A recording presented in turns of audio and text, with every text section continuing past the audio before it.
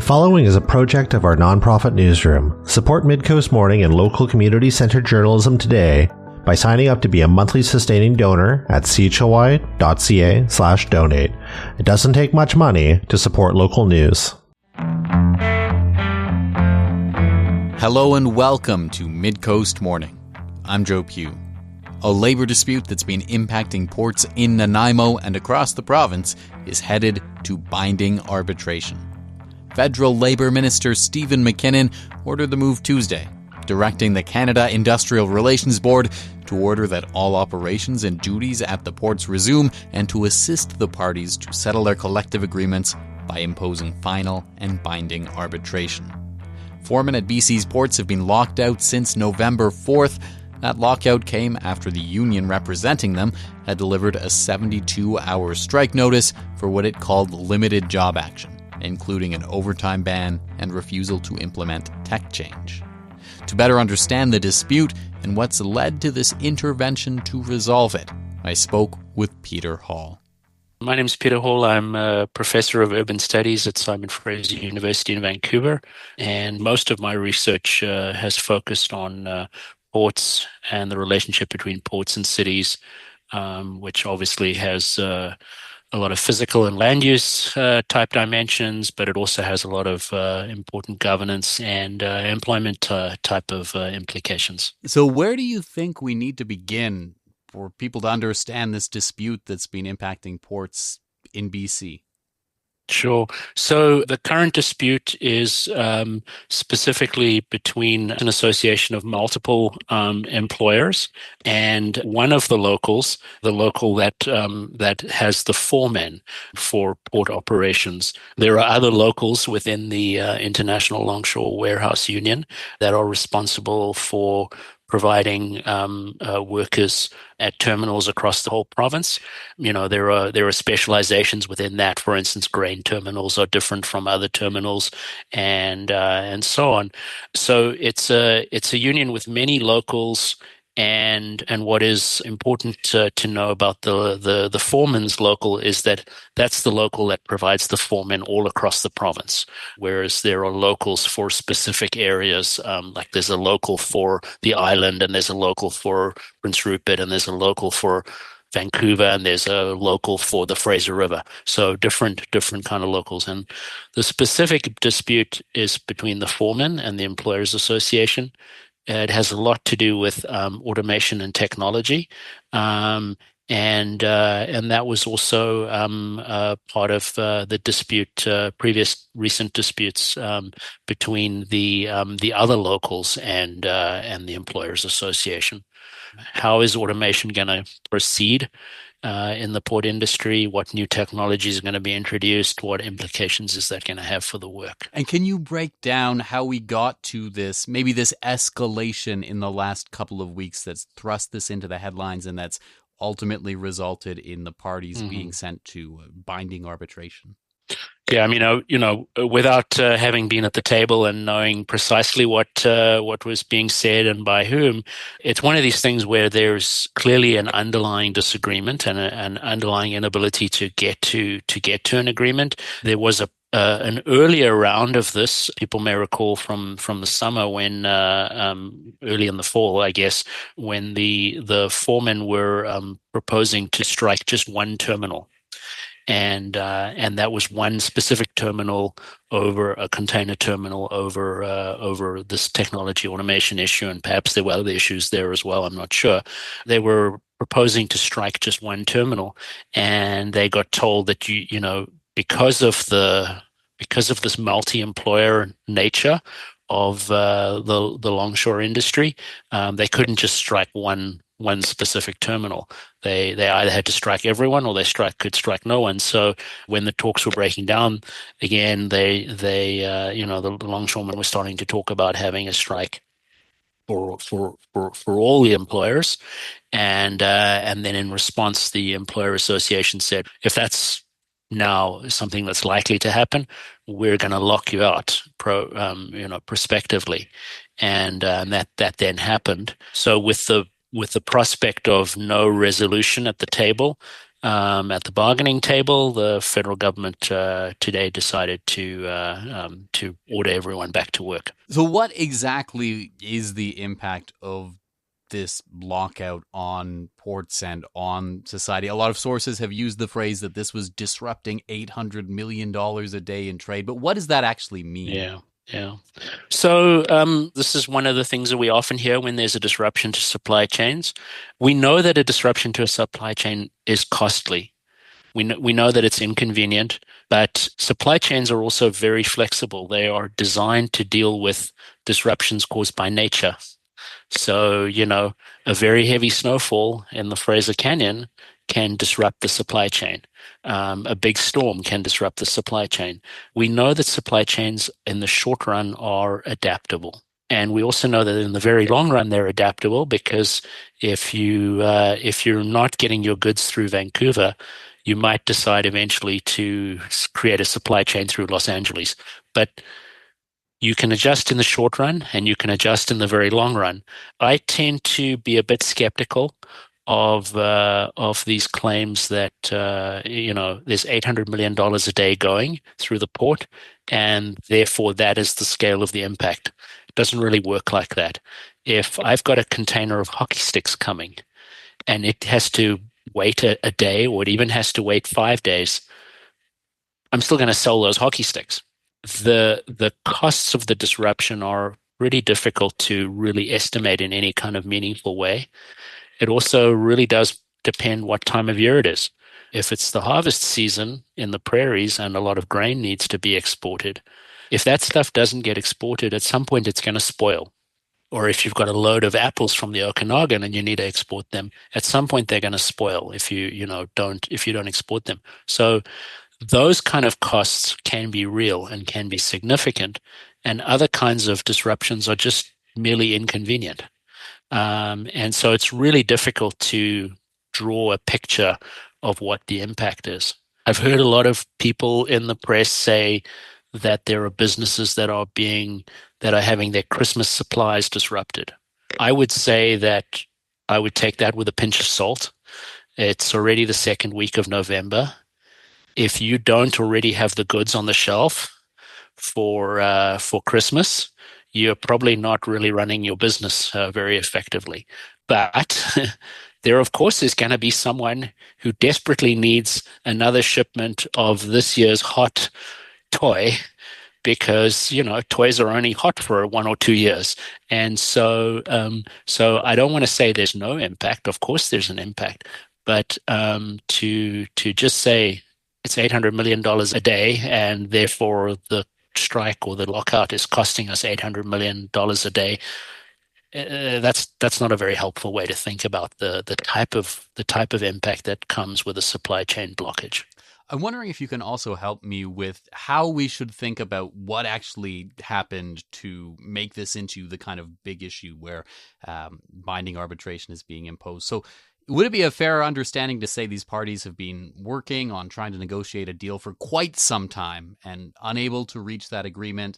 The union representing the foremen took this action saying, well, we want to give ourselves the ability to strike at any time. And the Employers Association said, well, we can't deal with that, so we're going to lock you out. And that is how we've got to this impasse. And when they met to negotiate, since that happened, there was no progress at all. And now we've reached the point where this binding arbitration is being imposed. Is that a fair understanding? And if so, what do you think the average person should read into that? Like, what are the implications of that kind of thing taking place? Yeah, sure. Collective bargaining is, I think most of us, most of us agree. We've come to accept the idea that collective bargaining is the best way to work out employment relationships. Two parties both have an interest in the long-term survival of the business. Both of them, their livelihoods depend on it. Okay, they work it out. They know the industry best. They can presumably, by putting their heads together, come up with the best solution. But of course, it is also political, and political with a small p. Not in a partisan kind of political, but political in the sense of trying to put their best interests forward and have their interests prevail. And so you could make a case that both parties, or one of them, both had a sort of an interest in letting this play out until the point they were forced back to work. You can see that binding arbitration, maybe I'm speculating about, how this played out at the bargaining table, but maybe the union reached a point where they said, okay, we've put everything forward.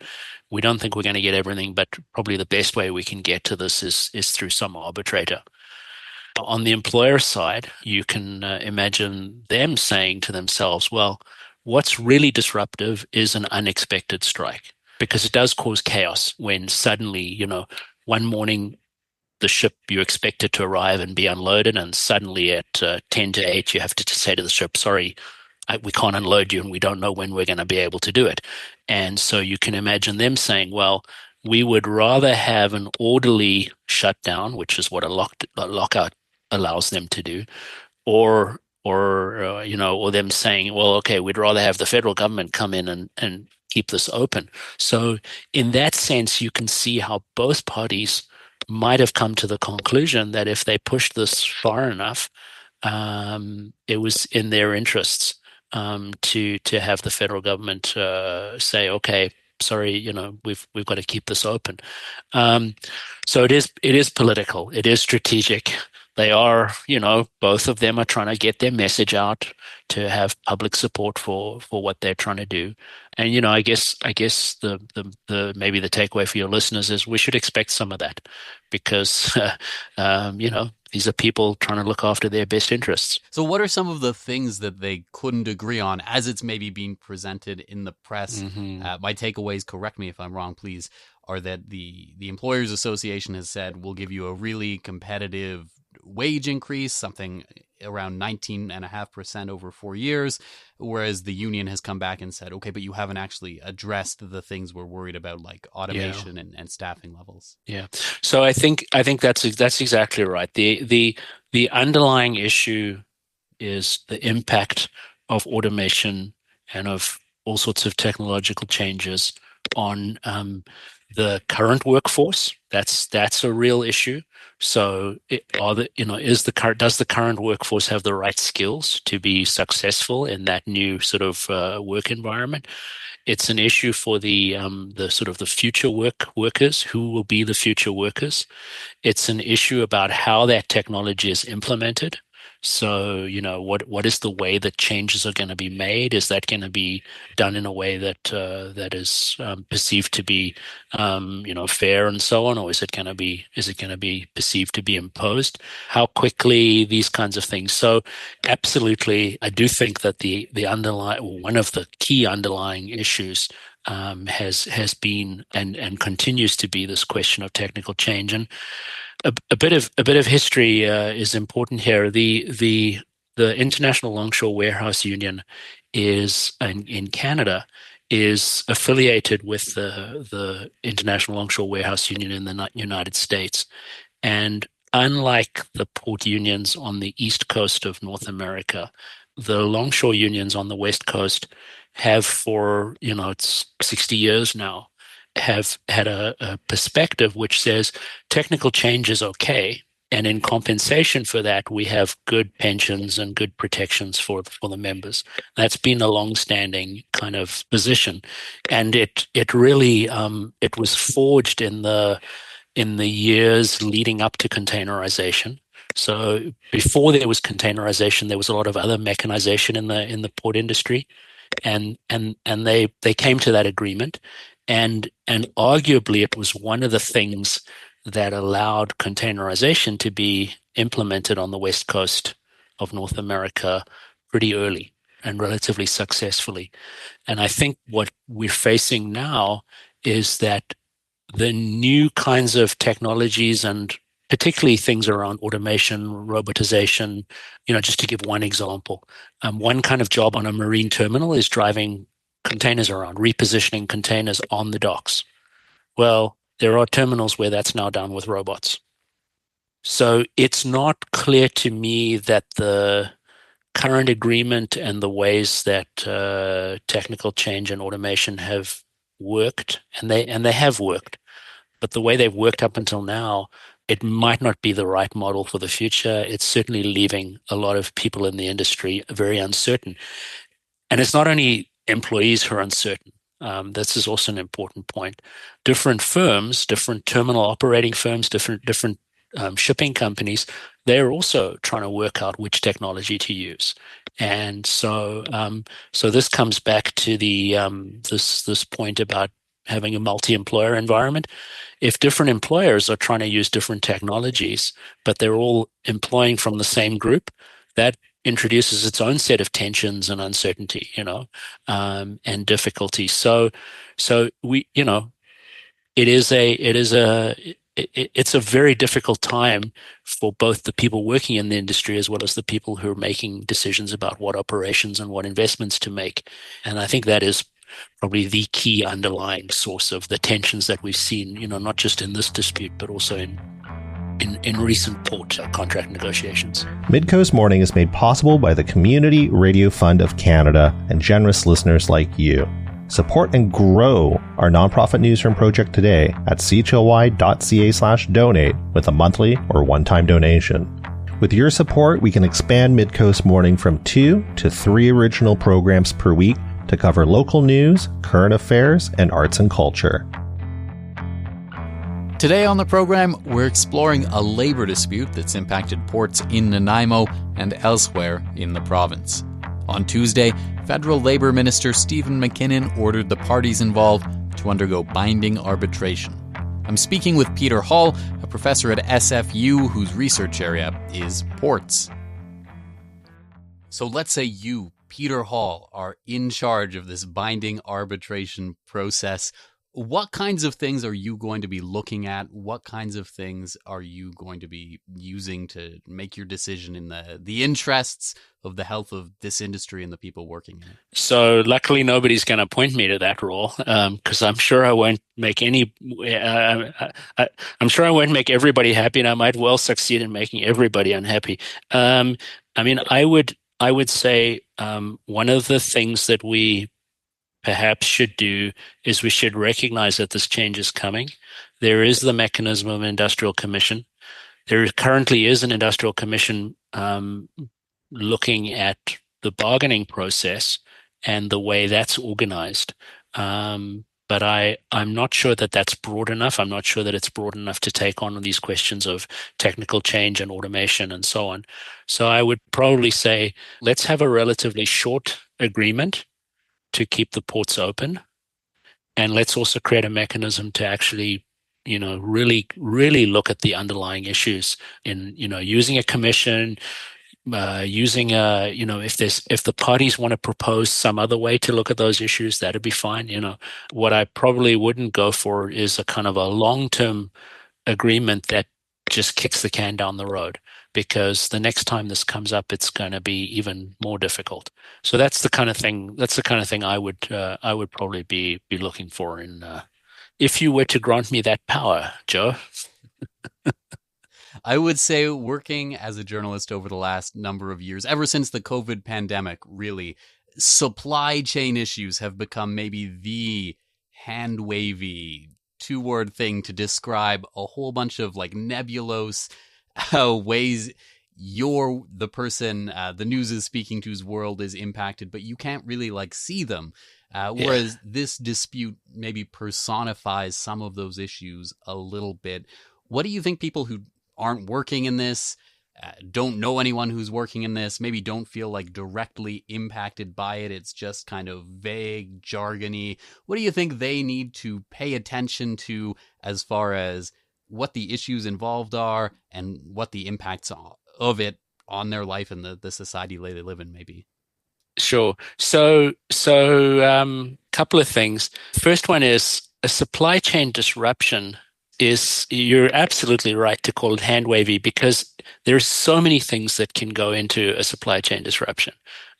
Most of the COVID disruptions was really about shortages of production of very, very, particular things and changes in demand for particular things. So, we all know that we all learned that it makes a big difference whether the people eat their potatoes as fries at a fast food restaurant, or if they eat them as potatoes baked at home, because the two supply chains are different. And so, even if the farmers are still producing the same number of potatoes, you can still have a shortage of potatoes. That's not a supply chain disruption in the sense of a port lockout, but it's thrown into that category. So that's the first thing. If you're going to talk about a supply chain disruption, maybe try and be more precise about what is the disruption. Second thing is, if I'm right that this is about technical change, then what is important for anyone, whatever their industry they're in. Journalism knows all about technical change affecting conditions of work and employment opportunities and so on. I think we're discovering that in the university. So seeing how this is handled, seeing whether it's done in a way that is both protects the long-term viability of the business as well as treats people who work in the industry fairly and with dignity. We all have a stake in this being worked out successfully, and we need both of those. We don't want one to come at the expense of the other. I think then having said it's important, and I think also take it in measured doses as well. A 5-day lockout is not the end of the world. A 5-day strike is not the end of the world. The best estimates of people who've looked at port shutdowns, they find tiny impacts on the economy overall, often dwarfed by other things that are going on.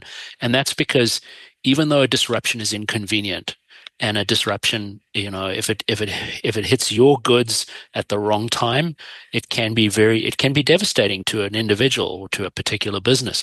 But in terms of the impact on the economy overall, supply chains are flexible.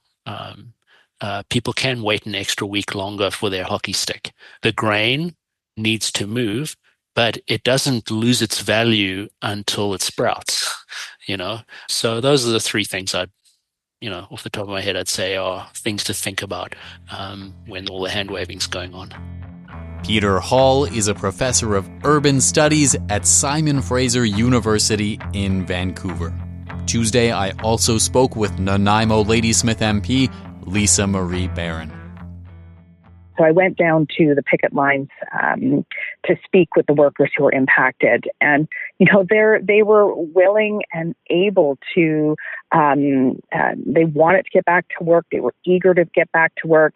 And unfortunately, they were locked out. And so it was a terrible position that they were placed in, and by far did not, it was not good for morale, for the important work that they do. And so to wake up this morning and find out that they are now being forced into binding arbitration, it is just another example of how the Liberals are not putting workers first. This is, I know I'm rambling here. It's just a big, complex issue. And I just want to point out, this is another passive, I can't even think of a better word than slimy, way to push back to work legislation, because they know that the NDP would never support back to work legislation. They know that if they did push for back to work legislation, that it would have to go through the House and be voted on, and that they would not get that support. And so forcing binding arbitration now is tying the hands of the workers to be able to push for those fair working conditions, for the safe working conditions. And it's not a position that those that we rely on for our goods should be placed in. Well, how long do you feel that this dispute should have been allowed to go on then? Well, listen, we need a government that's going to stand with workers. It's going to stand with those who are doing the work of ensuring that we have goods that are being transported effectively and efficiently. When we have consecutive Liberal and Conservative governments that have a pattern of pushing back to work legislation, we then have those in management positions who, instead of sitting down at the bargaining table and negotiating in good faith, are using the knowledge of past choices of Liberal and Conservative governments to push back to work legislation as a mechanism to not sit down at the table and to negotiate with the workers. And when we have that, that suppresses workers' wages. That suppresses the ability for workers to have fair and safe working conditions. And so having a government that pushes back to work legislation impacts not only workers, but impacts us all. And so, the question that we should be asking here is, why do we not have a government that has workers backed? Because ultimately, when we have workers backed, it benefits communities and it benefits all of us. So would the response instead be to just sort of let this play out and hope the parties can eventually start to negotiate and reach a deal? If management knows that there's not going to be back to work legislation that's going to be pushed to work back to work, I can assure you they're going to be sitting at the table to negotiate in good faith with the workers that are impacted. And that's not what we've seen in this circumstance. We've seen workers being locked out who were willing to sit at the table to negotiate a fair deal. And now the government has made things even worse by intervening and saying, now you need to go to binding arbitration. This is hugely impactful on all of us when we have a government that does not allow fair bargaining to happen. We feel that the best deal for workers, for our communities, is when both the workers are able to sit down at the table with management to come up with a fair deal that benefits everybody. Nanaimo Ladysmith MP Lisa Marie Barron. In a press release Tuesday, International Longshore and Warehouse Union Ship and Dock Foreman Local 514 President Frank Morena said the union will fight the arbitrated contract in the courts. That's our show for the day. Thank you for joining me. I'm Joe Pugh, host and producer of Midcoast Morning. Jesse Woodward is our executive producer, and Arby Fruit is our technical advisor.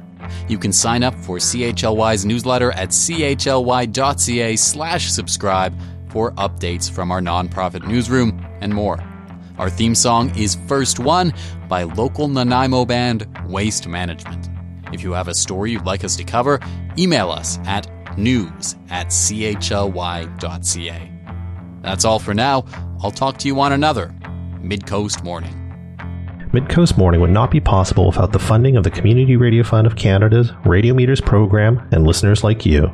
Midcoast Morning is a project of CHLY's nonprofit newsroom. Support nonprofit journalism in Nanaimo and on the Salish Sea today by becoming a monthly sustaining donor at $5 or more per month. Support the program at chly.ca/donate. If you're already a supporter, record a voice memo telling others where you're listening from and why they too should support our work. After you're done, you can email it to us. Also, share the podcast with your friends. While Meta is blocking Canadian users from sharing news content on their Facebook feeds, you can still share our podcast directly with your friends via Facebook or Instagram Messenger. Finally, this program acknowledges and gives thanks to the Nanaimo First Nation as we broadcast and podcast from their traditional territory. Thanks for listening.